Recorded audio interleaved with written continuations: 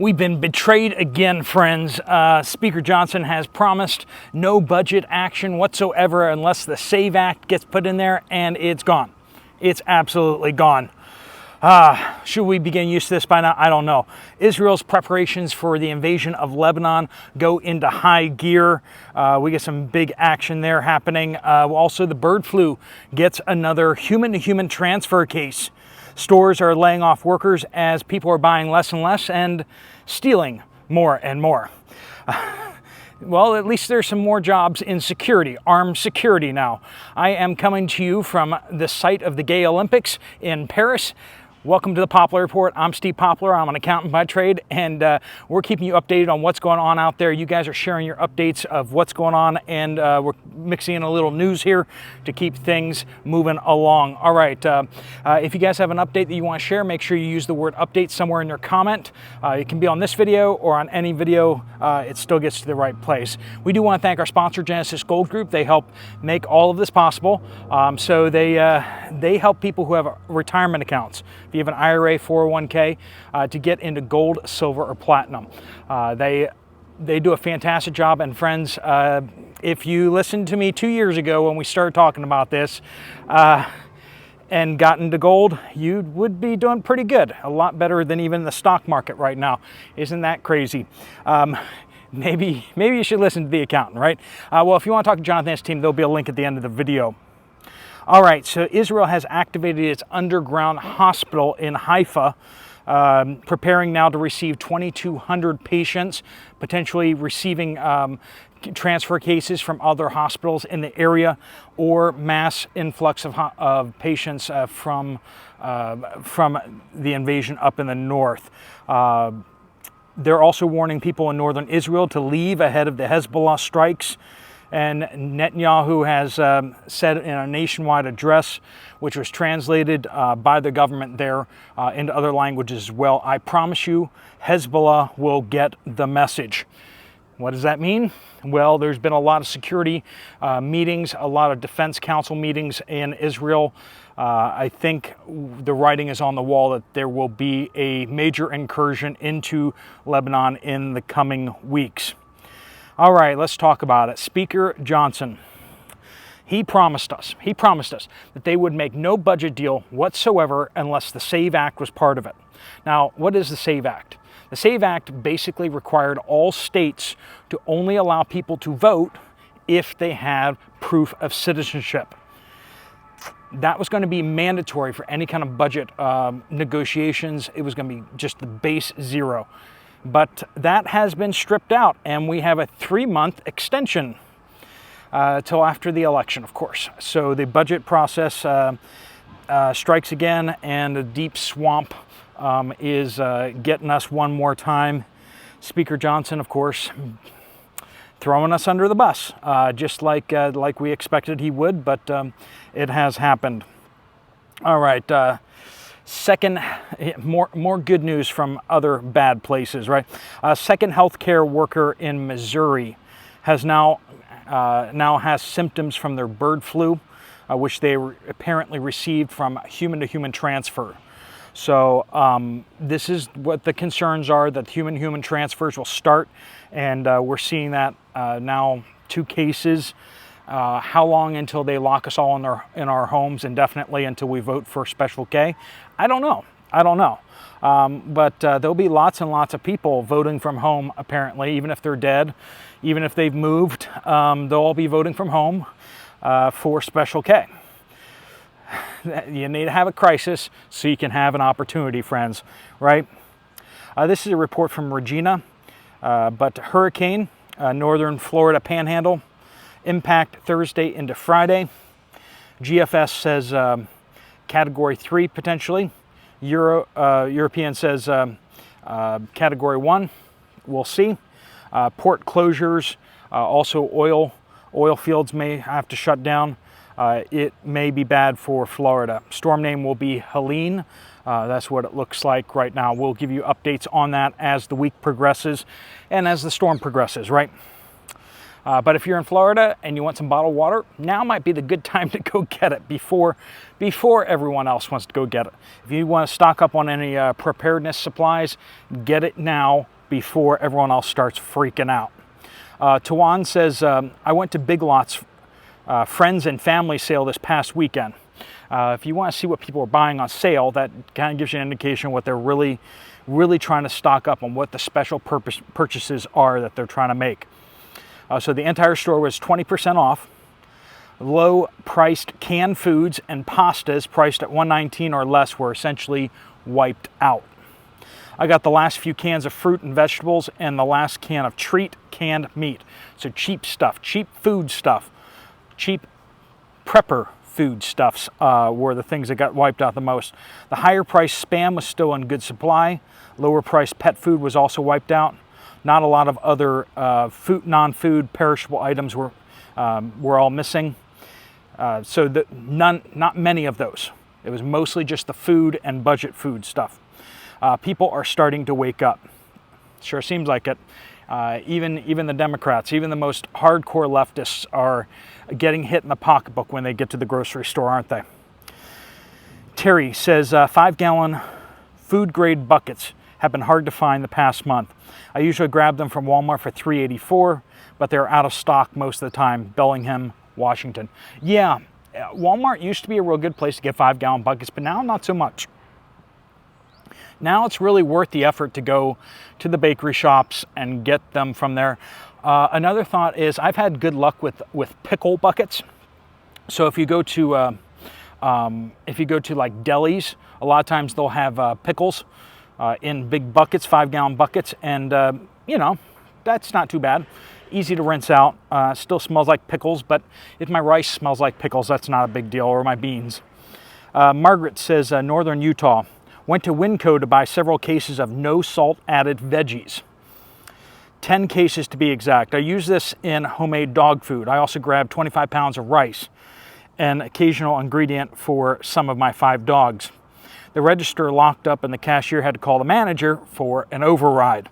I asked why, and she said, because you bought too many items. This has never happened before. I have done huge grocery runs for a large family and 5+ dogs that eat homemade. I cook everything from scratch to keep everyone fed. I think it's being set up for rationing and to prevent hoarding in a panic. Definitely eye-opening. Now I push back just a little bit on this. This pops up every so often. I've seen comments like this every so often here and on other channels.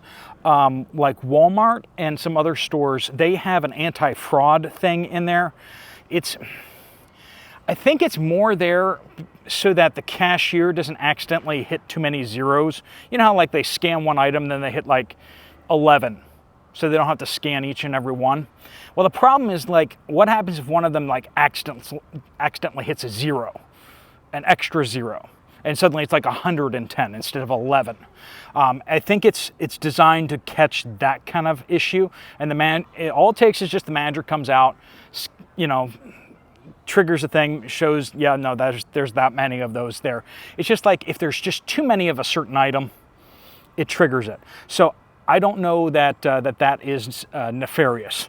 So if you guys buy a bazillion of a certain item, expect it to possibly trigger it.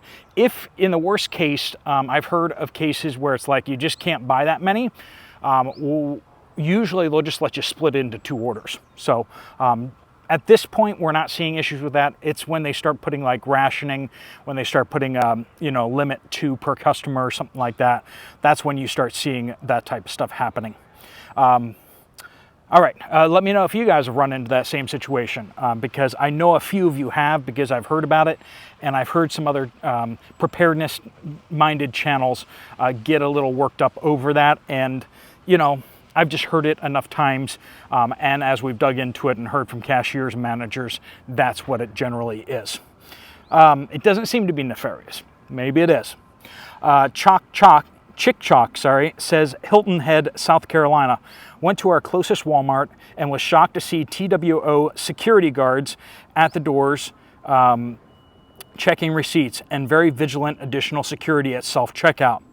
They were locked plexiglass doors covering nearly everything in the non-food aisles. Since I had been out of town for about a month, I asked about the change and was told that that store had lost over $4,000 of product in one day. And this was the straw that broke the camel's back. This area has a lot of moneyed folks, but also quite a bit of poverty and growing large non-English speaking population. Others, friends. Yep, and that's how it's going these days, right? Granny Shell. I live in western South Dakota. I have noticed that pickling salt is low to none on the shelf everywhere. I had to go to 4 stores before I found one.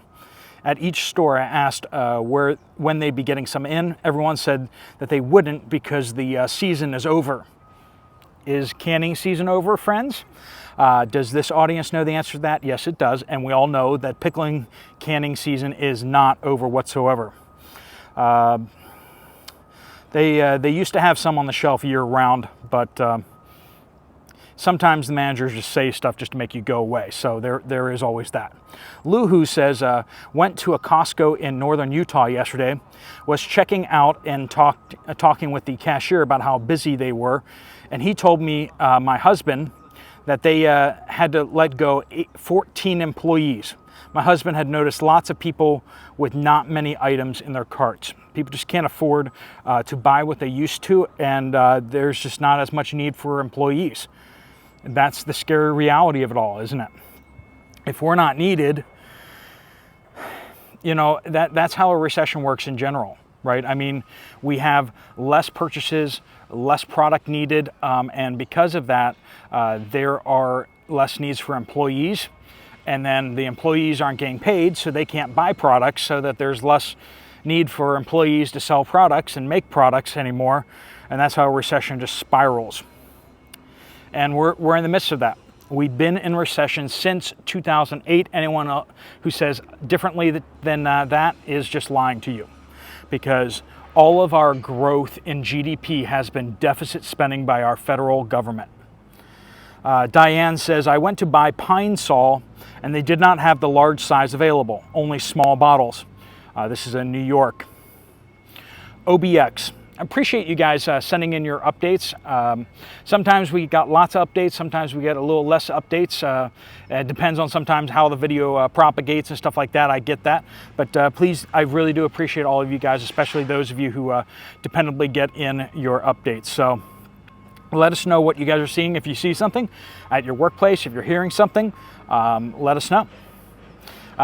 Speculation stuff, we can't really include speculation quite so much, but sometimes you get me pointed in a direction and I go dig into it more and find what you're looking at. But OBX says, update, I still have toilet paper that's pre-cough cough. Yeah, so do I, yep. After the cough, I noticed the toilet paper I bought after the scamdemic didn't last as long. Toilet paper not lasting as long. So I weighed the pre and post cough packages. Same brand, same roll count, same equivalent count. There was a pound difference. I've also noticed that the jumbo size bags of Snickers are different. The post cough jumbo bag is the same size as the pre cough normal size bag. They just switch the labels up and tell you that you're buying more when you're really actually buying less. It's shrinkflation at its worst, right? All right, friends, I got a motivational quote for you from Rawi. Hopefully I pronounced that right. Today is safer than tomorrow. And that is a profound thought, isn't it? I bring that to you on the footsteps of the Eiffel Tower back behind me. But what we can do today, while we're safe, we can get ahead for the troubled times tomorrow. And today is probably going to be better than tomorrow. At least that's the way the world's headed right now, isn't it? All right, friends, I tried to get a lot closer to the Eiffel Tower, but they have the last 2 parks back there all blocked up like it's a Biden inauguration or something like that. Ain't nobody getting in there. They've turned it into Olympic venues, and they're still slowly taking them apart. And so that's all locked down there. This is as close as we could get, but hopefully you guys enjoy the view. You can either be at the very, very base with all the people, or you can be way, way back here like I am.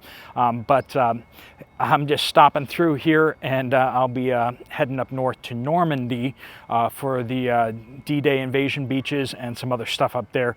So I will be looking forward to talking to you up there. All right, friends, thanks so much for watching. If you want to check out another video from this channel, there's one right up there. If you want to check out Genesis Gold Group and get some more information from them, the button right there, just fill out your information and they'll get in contact with you. No obligations whatsoever. If you ask them some questions just to find out whether it's a good fit for you. All right, friends, from Paris, Steve Poplar of the Poplar Report, out.